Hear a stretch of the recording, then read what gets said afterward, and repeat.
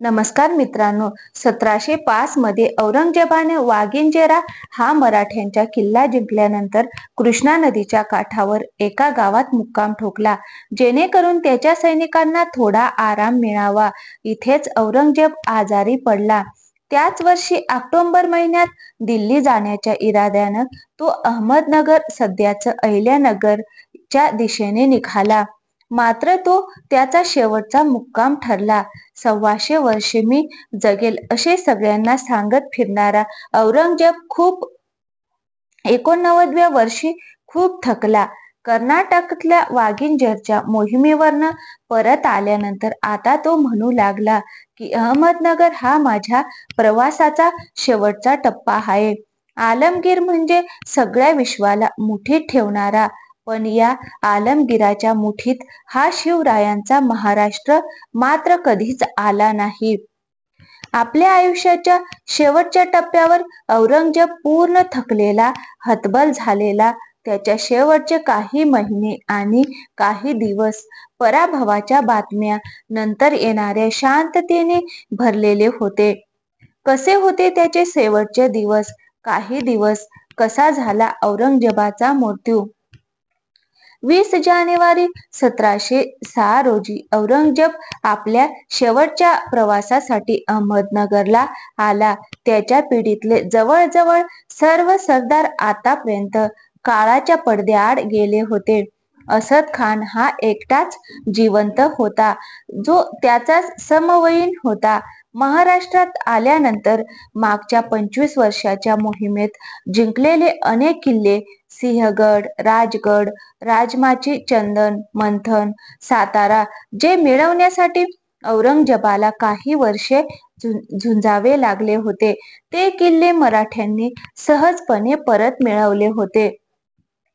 औरंगजेबाचे इतिहासकार जदुनाथ सरकार म्हणतात, राजकीय जीवनात त्याच्या स्वप्नांच्या ठिकऱ्या होऊन परिणामी सर्व साम्राज्यात गोंधळ आणि विघटन निर्माण झाले. म्हातारपणातील या अवस्थेत शब्दातील एकाकीपणा औरंगजेबाला भेडसावू लागला. त्याच्या दरबारात असणारे स्तुतिपाठक नवीन जबाबदारी स्वीकारायला कचरणारे, सत्य सांगायला घाबरणारे आणि महत्त्वाकांक्षा आणि परस्परांविषयी मत्सर बाळगून कारस्थाने करणाऱ्या व्यक्तींची भरमार होती. मराठ्यांचं राज्य जिंकायचं त्यांचं स्वप्नच राहिलं आणि ही गोष्ट आता त्याने देखील मान्य केली होती. त्याच्या व्यक्तिगत आयुष्यात देखील एक प्रकारचा अंधार सुरू झाला होता. त्याचा बंडखोर मुलगा अकबर 1704 मध्ये मृत्यू पावला. त्याची मुलगी जबुनिसा हिनं दिल्लीत नजरकैदेत असताना 1702 मध्ये आत्महत्या केली. त्याची एक सख्खी बहीण गौहर आरा हिचा 1706 मध्ये मृत्यू झाला. 1706 मध्ये त्याची मुलगी मेहरुनिसा आणि तिचा नवरा इजीद बक्श हे दोघेही दिल्लीत मरण पावले. पुढच्या काही महिन्यात औरंगजेबाचे 3 नात मृत्युमुखी पडले, पण खचत चाललेल्या औरंगजेबाला त्याच्या मंत्र्यांनी मानसिक धक्का बसू नये म्हणून त्यातल्या कित्येक बातम्या दिल्या नाहीत.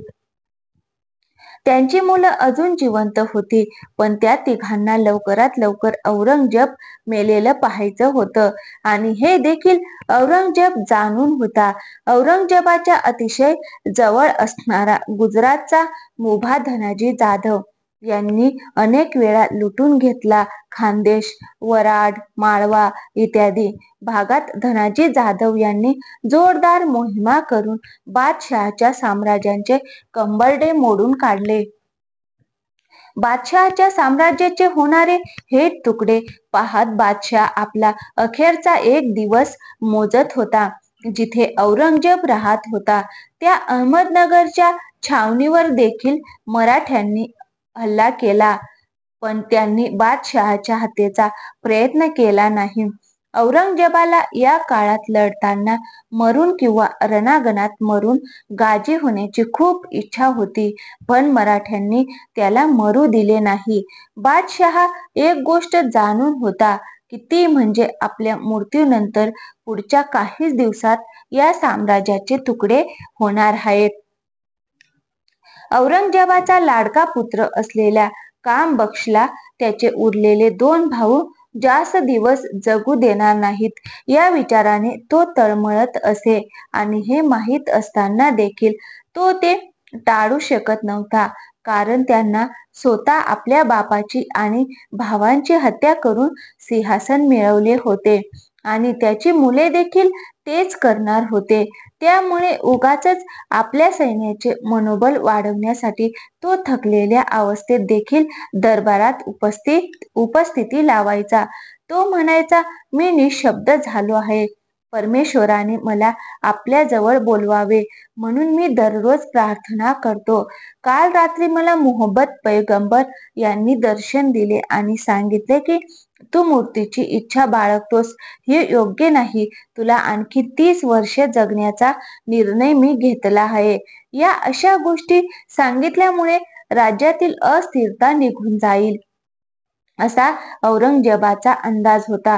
पण सगळ्यांनाच आता समजले होते की बादशहा जास्त दिवस जगत नाही आपल्याला भेटणाऱ्या लोकांना. आणि आता औरंगजेब सांगू लागला की ही आपली शेवटची भेट, त्यानंतर पुन्हा भेट होणं नाही. 9 फेब्रुवारी 1707 रोजी कामबक्ष औरंगजेबाला भेटून विजापूरला निघून गेला. त्यानंतर 14 फेब्रुवारीला शहजादा आझम देखील त्याला भेटून गुजरातच्या दिशेने निघाला. त्याचा तिसरा मुलगा मुअज्जम यावेळी पेशावरला होता.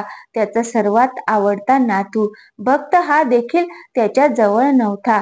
त्याच्या मृत्यूच्या समयी त्याचे स्वतःचे आपले असे कोणीच लोक त्याच्या सभोवताली नव्हते. शेवटच्या काही दिवसात औरंगजेबाने आपला मुलगा शहजादा आझम आणि कामबक्ष यांना 2 पत्र लिहिली. आपल्या मुलांसाठी अनेक मृत्यूपत्र हे तयार करून ठेवले, ज्यामध्ये त्याने आपल्या राज्याची वाटणी करण्याचा सल्ला आपल्या मुलांना दिला. त्याचबरोबर त्याच्या मृत्यूपत्रातल्या 12व्या कलमाला त्याने हे देखील मान्य केले की छत्रपती शिवाजी महाराजांची आग्रहण झालेली सुटका ही त्याच्या आयुष्यातली एक कधीही न भरून येणारी चूक होती. या व्यतिरिक्त औरंगजेबासमोरचा सर्वात मोठा प्रश्न होता तो म्हणजे त्याच्या वारसदाराचा मनुचिन्ह लिहिलं आहे. मुघल साम्राज्याची दावेदार असलेली बादशाह औरंगजेबाची मुलं आता स्वतःच म्हातारी होऊ लागली होती.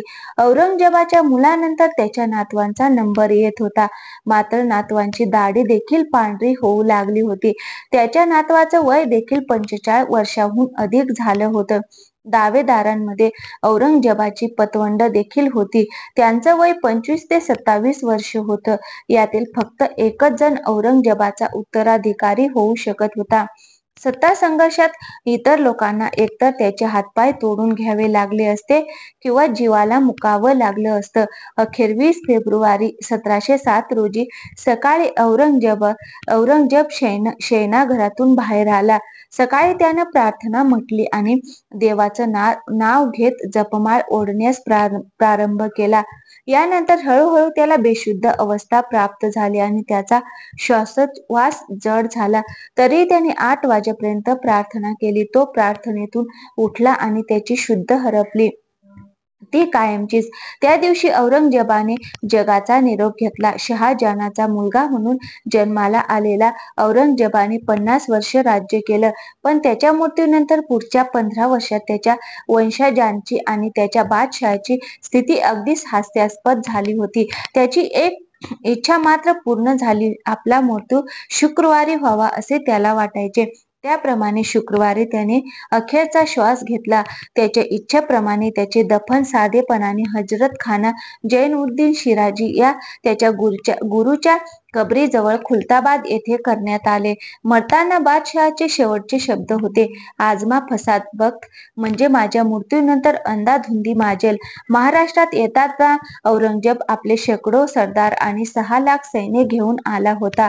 इटालियन प्रवासी मनुची म्हणतो की औरंगजेबाच्या या मोहिमेत दरवर्षी 1 लाख सैन्य मरत असे. औरंगजेबाच्या सैन्यात लाखो लोक असे होते ज्यांचा जन्म दक्षिणेतच झाला. ते इथेच मोठे झाले आणि त्यांच्या बापजाद्यांचे शहर त्यांनी कधीच पाहिले नाही.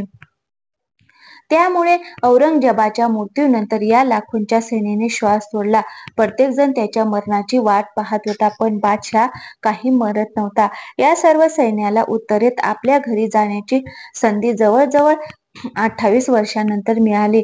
त्याचा मुलगा आझमशाह औरंगजेबाने गुजरातची सुभेदारी सांगितली असली तरी तो मुद्दाम हळूहळू पुढे सरकत होता, कारण त्याला माहित होतं की पुढच्या काही दिवसात औरंगजेब मरणार आणि त्यावेळेला आपण इथे असणे गरजेचं आहे. त्यामुळे 20 फेब्रुवारीला बादशहाचा मृत्यू होताच दुसऱ्या दिवशी आझमशाह तिथे हजर झाला आणि त्याने बादशहाचा अंत्यविधी केला आणि सगळ्यात महत्वाचं काम म्हणजे त्यांना स्वतःला बादशाह म्हणून घोषित केलं. औरंगजेबाला 89 वर्षाचं आयुष्य मिळालं होतं. जदुनाथ सरकार यांनी लिहिलं आहे, औरंगजेबाची स्मरणशक्ती जबरदस्त होती. एखाद्या व्यक्तीचा चेहरा एकदा पाहिल्यानंतर तो विसरत नसे. इतकंच नाही तर त्याला लोकांनी म्हटलेला एक एक शब्द देखील चांगलाच लक्षात राहायचा. शेवटच्या दिवसामध्ये त्याला एका कानाने कमी ऐकू येऊ लागलं होतं. तसंच त्याच्या उजव्या पायात देखील त्रास होऊ लागला होता.